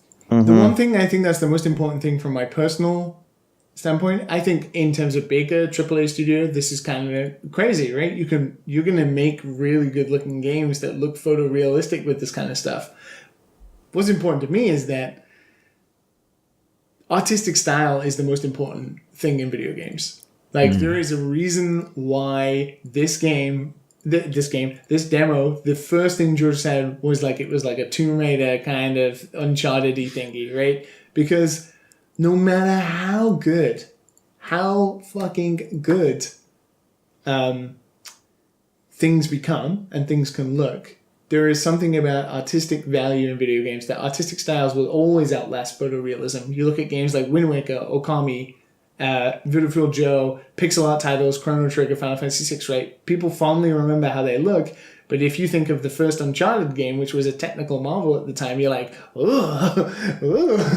that is not as good as I remember, right? Or PS2 games that had photorealism at the time. I think the more we strive for good graphics, which is not something we've talked about in a long time, the more we lose about what is the personality of a video game, which we all know is kind of super important. Now, something that was pointed out to me by a good friend of mine, Kyan, who made I Want to Be the Guy, so he obviously doesn't develop high-tech games, but nobody still uses GameCube pipeline technology because even though it made the Wind Waker, it was slow and archaic and, it was limited. So whilst this is really exciting to do, like these incredible ZBrush sculptures that are incredible detail, the one thing that is exciting about moving on with tech is that even if you're making a game like Okami, the fact that you can just make a low poly model of like Amaterasu that looks beautiful and then just fucking stick it into UE5 and it's not going to worry about like having to have LOD details or unoptimized stuff is going to make everybody's pipelines faster if you're making 3D games. I don't necessarily think 2D games or anything will improve, but there's a lot of stuff you can do with this just because. Yeah. And even then, like if you're making a 3D game that's low poly, but you use unique light sources like ray tracing and stuff like that. For example, ray tracing demos of Minecraft, there's a lot you can do with light bouncing in that as well. Hey, have you guys tried it? I tried it recently. Really? How was it? It was good. Like the reflections and stuff, it was good. It reminded me of I was actually seeing Skyrim. You ever seen Skyrim like all juiced up, like really juiced up? It looks. Oh, I it love looks playing real. Skyrim all juiced up. Oh, Skyrim is beautiful when you juice it up. Yeah, I mean, steroids, man. Let me tell you, straight up. So, Matt, yeah. So just the one thing I wanted to point out as well, and I think what is kind of unique about this is I wouldn't expect the kind of detail you saw in that to be in like 30-hour long games. Because the one thing that you still have to do is painstakingly craft all of these high detailed things, right? And the more detailed something is, the longer it takes to craft. If you're doing like basic high detailed textures for pillars that the player is just going to see for 10 seconds or whatever, like it's an impossible task. You have to do that for 30 hours. And the thing is, the more photorealistic something is, the more you copy and paste it, like we do for all video games, the more noticeable it's going to be. And that's going to suck. I don't need 30-hour games anyway. Good man, I agree. But when she flies and you see all of that rubble breaking and stuff like that, that's impressive. That's the imagine impressive being part. the guy or the lady who detailed all of that, only for them to fly back past for like 2 seconds. And the thing is it's an experience. You remember that demo because of that ending. It's a zinger. Like, yeah. Sure, it's only 10 seconds, but it's about that moment. I mean, there's a lot of things in movies that took way too long to do, especially in all the Marvel movies, way too long for just 2 seconds.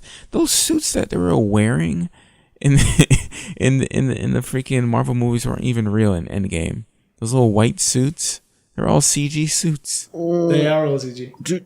Matt, do you remember how impressed the both of us were at the photogrammetry scanned assets in The Vanishing of Ethan Carter? I don't remember How good it looked. yeah, just how like photorealistic that game looked for how small of a budget it had. Yeah, Like that's what I'm looking forward to coming out of this is like cheap games that look really, really good. a walking simulator. On that though, this kind of tech is not indie tech. Indies are not going to be able to use this. This is big studio, high budget stuff. So I still Why? wouldn't expect that everybody's going to turn around and start But using. why? Isn't it Unreal?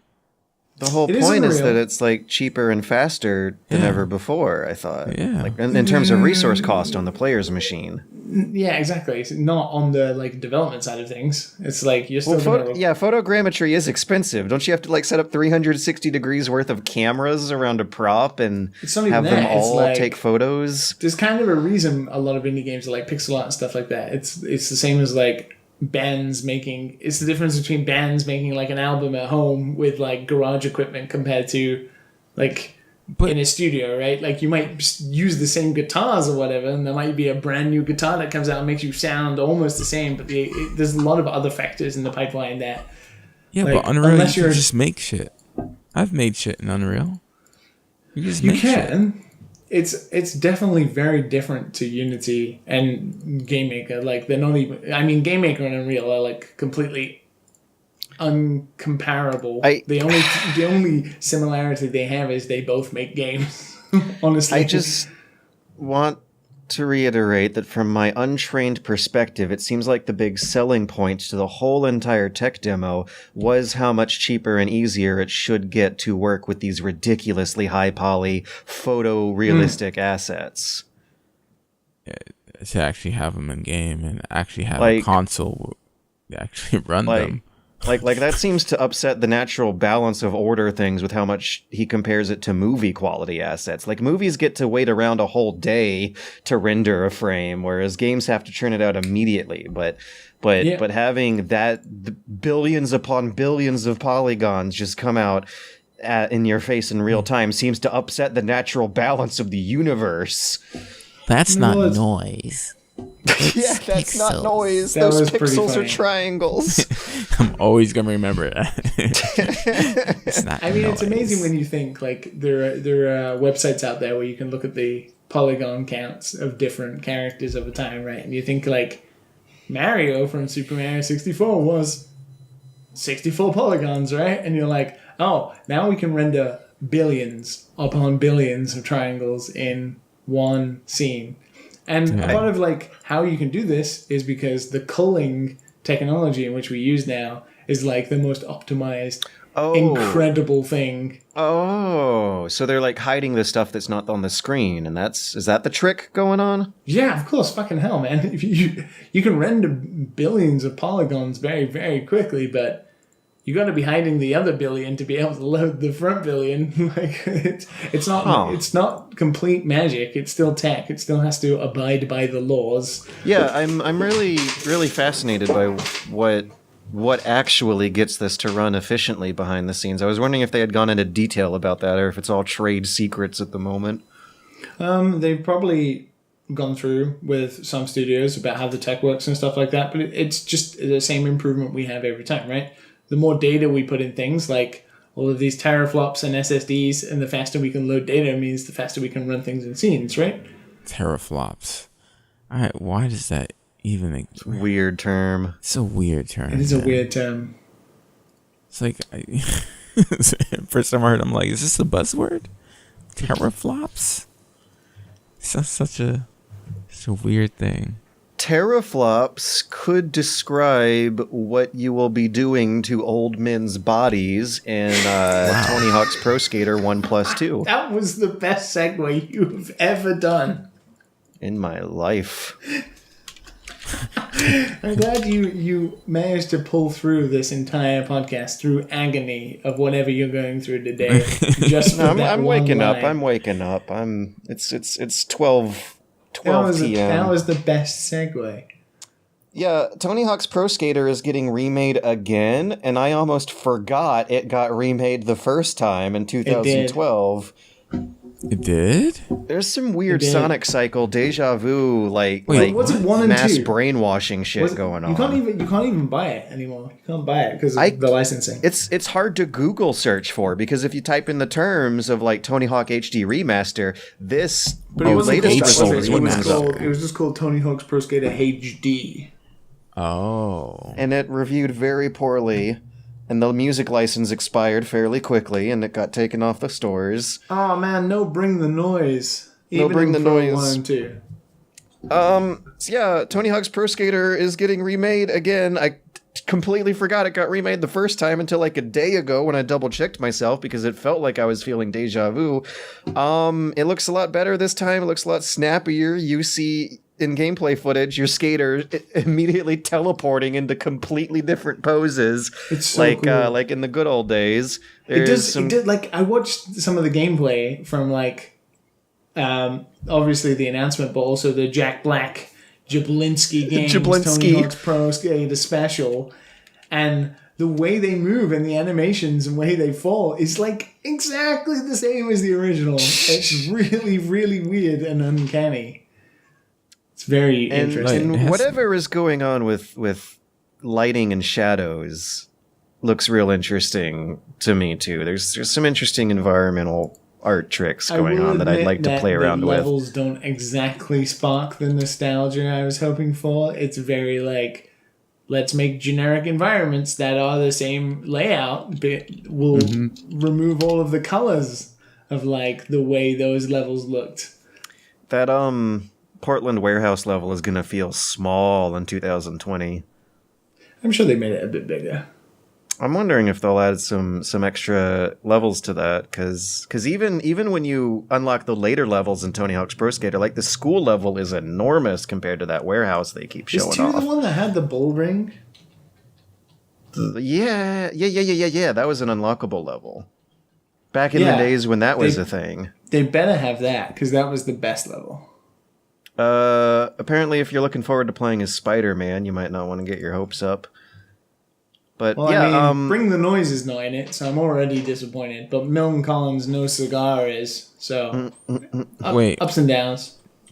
Not all the music is inside? Not all the music. 18 of the tracks are that's in there. fine, though. We not live in a time where no, it's fine. Listen, hear me out. It's fine because modding. George you recently can just bought Spotify. No, you don't even have to mod it. You just play a YouTube playlist on in the background and you're good. No. It is weird that the selling point of this game for me is a soundtrack that I literally listened to on the day of the announcement. I'm like, I'm so excited to hear the soundtrack while I'm skating. In the original game, it was just straight up licensed music tracks. It wasn't tied to your gameplay. The only difference is that it won't stop when you go back to the menus. Hear it. I'm gonna be perfectly fine, even though I love Bring the Noise. I don't want no more. I would not be surprised, number one, if you can just plop your own MP3s into a folder and have them play it. Number two, I would not be surprised if I'm just gonna press Alt-Tab, click one button, go back to game, and it'll be exactly fine and perfectly okay. It comes out the same day as Avengers. Yeah, well, I'm going to be playing Tony Hawk instead. Yeah, me too. I'm going to be playing as a wrinkly old 50-year-old Tony Hawk, too, because the new facial scans.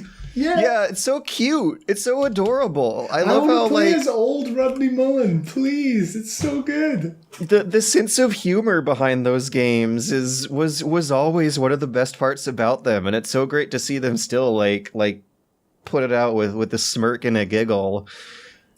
Oh man. Did you see? I don't know. Did either of you see like the Tony Hawk announcement for it with all of the crew getting back together and like Jack Black being there and stuff like that? I saw him playing it with his boy. So there's like two videos. There's one that's the Jack Black video, and then one that's like the Tony Hawk video, and it's like him like getting them all back together. And like Rodney Mullen, man, I forgot how sweet that dude is. He's just like, oh yeah, Tony, I'm so excited. Thanks, man. And they're like, yeah, you had such low stats in the game. Like, is that okay? He's like, it's okay, man. I don't mind. He's just the sweetest guy. You're like, that dude invented the kickflip. Give that man some fucking respect. Do a kickflip. Do a kickflip. Do a kickflip. Yeah, I watched those videos. And Tony Hawk's still killing it, man. He's insane absolutely killing it. How everyone loves Tony Hawk. Even my mom loves Tony Hawk. He does a blunt to fakie, and he's like 55 years old. I'm like, that would kill that me spiral now. I'm thing. 29. He built that spiral thing and went down it. His old ass. 900. He did his last 900 at 49, and I'm looking forward to him doing a 49 at 900. Oh my god, man! He's skater. He's a skater, man. Damn. Hell yeah. I was also surprised to see how good he actually is at Tony Hawk's Pro Skater. There's so many celebrity game endorsements by celebrities who don't know how to play video games, much less their own video game. It is well known that Tony very much was involved in all of the developments for all of the games. Like, even the one with the peripheral? I think at one point he owned a stake in Neversoft. Oh, and technically, the big deal this time, why you should be looking forward to this one so much more than the previous games, is that it's made by the Neversoft descendants. It's Vicarious Visions. Yeah, who made the Crash Bandicoot remaster, which everyone loved. So that's some pretty good pedigree. They have quite a bit of Tony Hawk games in their 15-year-long ludography. I'm not really sure I count the GBA games as good practice for this brand new remaster. Well, the point is, the DNA is there. It should be better than the weird, what was the name of the studio that was making the crappy Tony Hawk games over the past decade? It was something like Doobly Dooby Doo. Activision. It was an Activision subsidiary, but it had a very strange name I'm going to look up now. In the old Tony Hawk games, I mean, we stayed on this too long, but old Tony Hawk games. Robomoto. Can you fall? Like, can you fall off your skateboard?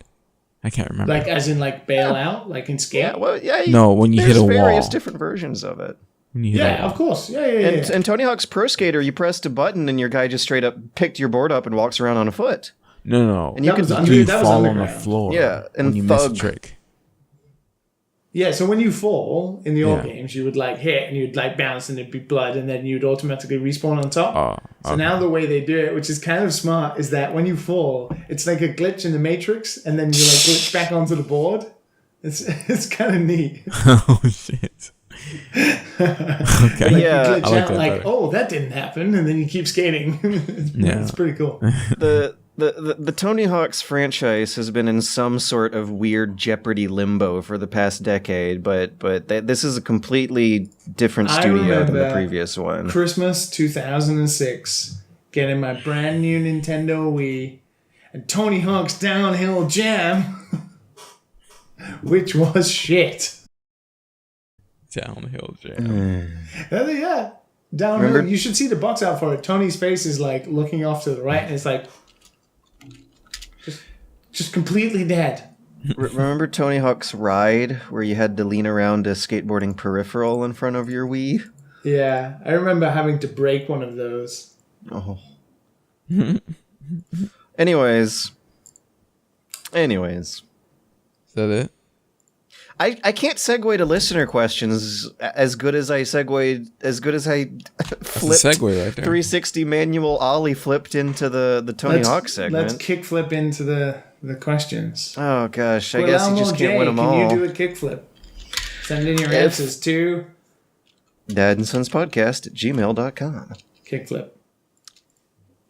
Guillermo J asks, what are the best video game stories you've played through?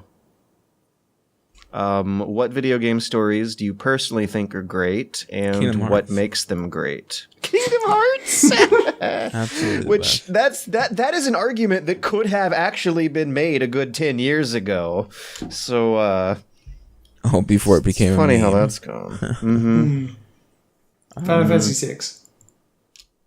Really? I think 6 might still hold up. It's a little weird when the furries get involved.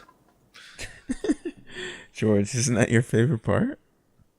I don't know. 6 is still cool though, because the world ends halfway through when you keep going. Yep, it is amazing. Earthbound, Mother 3, 2. But I'm just gonna keep saying MGS3's game story of all time, best ever, will never age as like wine. like we've talked about this on the podcast before about so like, many times. video games and like how far away they are from like even Film. TV. It's Yeah. so Yeah. far away that if Metal Gear Solid 3 is our best example of video game stories, and it's a very generic Cold War story. Yeah. No, Very it's generic. not. Yes. No. I mean, it is. Like, if you watched the TV show of that, you'd be like, yeah, that was pretty good. Yeah, exactly. I think if Metal Gear Solid 3 was repackaged as a TV show or movie, it would be pretty good. Yeah, It's but a that's my really point. fun story that hits like traditional cinematic notes. I don't know about traditional Cold War notes. Like it's really cartoony and campy and supernatural and But that's my point. Is it still wouldn't be like the Breaking Bads of the world with it. Yeah, It would I be feel like, oh, that new Netflix show. That's pretty good. it would be like the RoboCops of the world. RoboCop is a great, a perfectly fantastic example of a sublime movie experience. It's not Agreed. a good story. It's a good movie, if that makes Yeah. any sense.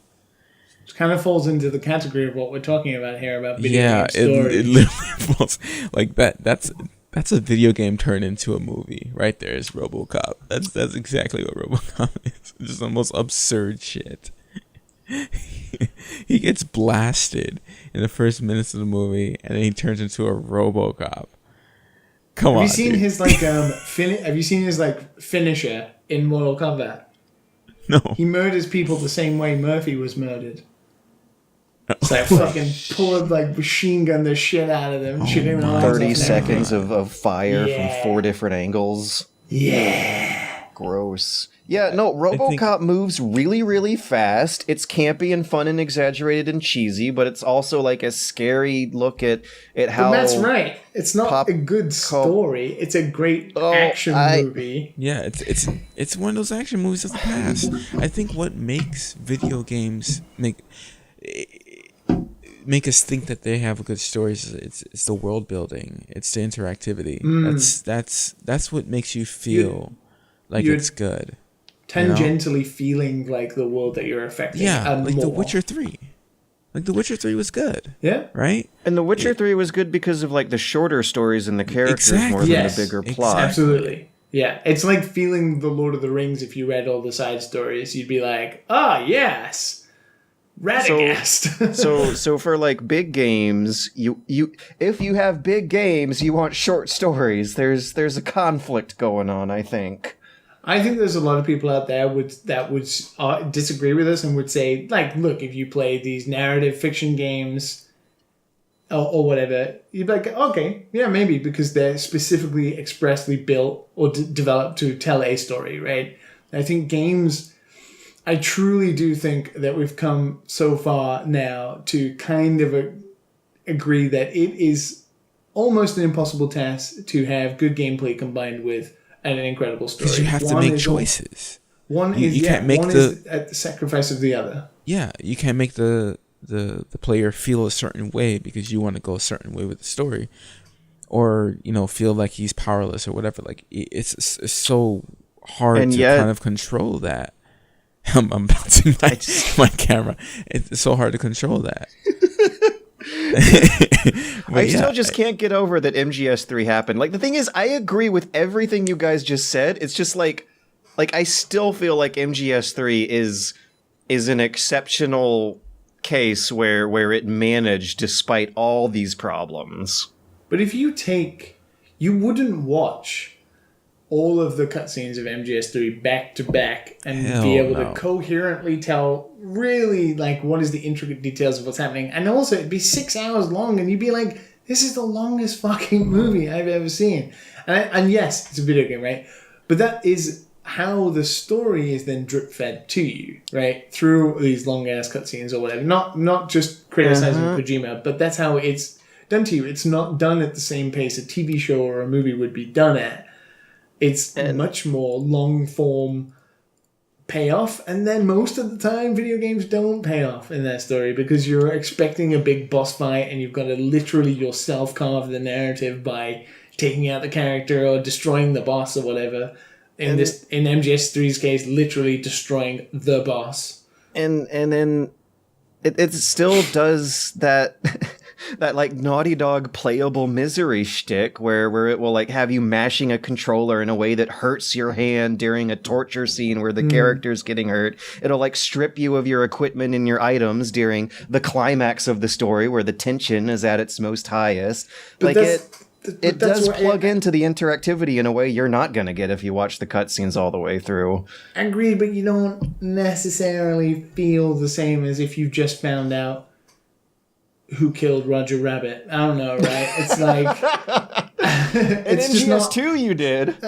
It's not the same, right? But the one thing games can do that none of these other pieces of media can do is like create stories systemically, which is so cool. That's why video games are cool. Like the idea that you, the player, can create stories that you will tell other people, not like in a cheesy way, but you're like, fuck, I was playing Noita and I had this wand that did this, and then it blew up this thing, and then these spiders came out, and I was panicking, and then my health was like 30 HP, and oh my god, and all these systemic things that can happen because of gameplay that you have crafted and interacted is the same as somebody going on an adventure and telling you about it in a movie or whatever. But it's a lot more interactive. And I've been getting a huge dose of that past couple of weeks by playing all these old dusty strategy games where like your city is the character or your nation is the character and the decisions that you have to make are the story. And that's really cool stuff that I don't think people appreciate enough. And I'm wondering how many centuries it'll take for that to happen. I think there is a place for video game stories, for sure. But Yeah, because like when I think about good video game stories, I think about like The Walking Dead, but like Yeah. I cried at the end of Walking Dead season 1, like way back, right? Like I wonder if I play it now, would I feel the same way about it? I mean, I like Soma when that came out, and it was the story so weird that I because liked about is it the story or the experience, right? It's like if I think of what narratively has hit me the hardest recently, it's a short hike. It's like by the time you get to the top and you do what you've climbed the mountain to do, even in that short time, it's like, and it's nothing, right? It's a phone call, right? I think But it's how like, how it plugs into the controls. Like you have a lot of moments where climbing gets difficult when the story kind of reaches a lull and climaxes, and then at the end you get some fun controller gimmicks that are like a nice easy payoff that hammers home a conclusion. You got to plug it into how good the controls feel at the certain story beats. it's like Final Fantasy VII as well. Basically just watching a really long anime series over 40 hours. And it has the same dumb plot as an anime, but I love the shit out of it, but I wouldn't say it wins any awards for, like, plot. Yeah. I find that, like, with RPGs, maybe, let's say, Divinity or something like that, there is much more chance that the emotional payoff that you will have when a character dies in the 80th hour or something, a character you've spent literally 80 hours with and grown up, like, bonded, even in a JRPG, for example, that will hit you emotionally harder than maybe any TV show could because of the length of time and maybe the bond. Yeah. But that's not necessarily the story. That is just the experience of playing a video game. But the story can take advantage of that. It has not aged well at all, but I remember a lot of GTA 4 reviews when they first came out, like really appreciated just how long of a time you spend throughout that game developing an attachment to characters because of the sheer time investment involved. Hey, cousin. Want to go bowling? And then, yeah, a few years later, that is exactly what the conversation around that game turned into, and the audience received it very differently from the reviewers during their first week of high pressure, get it out in a closed environment sort of impressions. Some honorable mentions before you end is like a plague sale was good. I heard that. Divinity that. Original Sin 2 definitely was top notch. It's one of my favorite games for sure. And I can't wait for Baldur's Gate 2. Baldur's Gate 3, sorry. And I would say some visual novels. Just which are built for narrative purposes, right? Which is literally the story. I've tried enough times by now that I think I can verify that I'm not a visual novel boy. I have such a hard time getting into those. It's a weird genre. It's an acquired taste. Yeah. It's like when I think back to like 999, right? Or Virtue's Last Reward, or whatever, right? What is it that amazed me about that game? Right. It's the story, right? But what suffered for that is that the puzzles were obtuse and stupid because they wanted you to fucking have a really harsh time trying to figure that shit out, and so it can drag on the plot and whatnot. That's how I personally felt about those games. I think they're amazing in hindsight because the stories are well crafted, but the gameplay was hampered because of that. Yeah, I got to give those a try, I think, before I can conclusively shit on the whole genre, For whatever reasons, I wasn't able to get hooked in Danganronpa. I don't remember what happened in Doki Doki Literature Club, and I just do not like games where I sit back and press one button and read stuff. Like, even Pokemon will bore me because of how much one-button driven it is. Oh, Pokemon. Man, the mighty have fallen. Pokemon Black and White had a decent story. Wait, which one? Pokemon Black and White. Yeah. That was the one about like the should we catch Pokemon? Is it like the right thing to do? Really? Yeah. Do they have a postmodern like question of ethics over Pokemon? Yeah. It was That's different. adorable. Is it That N? is so cute. Yeah. Like, and then there's like this god. Is he a god? He's like a guy who descended down. He's like ethereal and has like a Pokemon, and he's like going around being like, you shouldn't fucking catch Pokemon because it's not good. Oh, I might like visual novels better on the Switch than on a computer. Because, I like puzzle games a lot better on the Switch than a computer. Like pooping and reading stories. Yeah, if I can If I'm only tapping one button, I definitely did not even notice this stuff about Pokemon until I started playing it on a computer on emulators. Because in the portable environment where you have distractions at hand, a lot of that, or at least in when I engage with this stuff, a lot of that lethargic feeling goes away, and my attention span can be held better. Yeah. So maybe if I ever buy a visual novel again, it should be on the Switch. Because those games did start out portable, right? 999 and Danganronpa were PSP games, weren't they? 999 was a DS game. Danganronpa DS was is still portable. PSP. I think it was a PS Vita game to start. I'll consider that PSP. You're wrong. One has one stick, the other has two. Show Grandma a picture of both machines, and they will look more or less the same to her. So That's Danganronpa. What the shit, Grandma? dang old Grandma. I play it all the time. Well, do we have any concluding thoughts before we wrap things out this week? If you like story in video games, that's fine. That's what they're there for, to be enjoyed. The gameplay can be a story. There's no shame in that interpretation either. Systemic gameplay is more fun, in my opinion.